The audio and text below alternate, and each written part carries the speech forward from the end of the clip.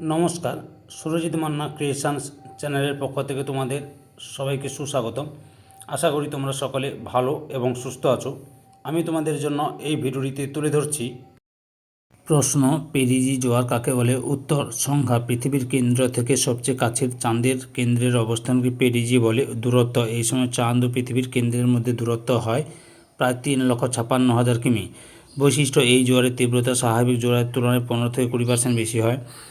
একই সময়ে ভরা কোটাল ও অনুভব জোয়ার সৃষ্টি হলে জোয়ারের জলতল সর্বোচ্চ হয়। এই সময় চাঁদকে প্রায় 14% বড় এবং 25 গুণ উজ্জ্বল দেখায় বলে চাঁদকে সুপারমুন বলে।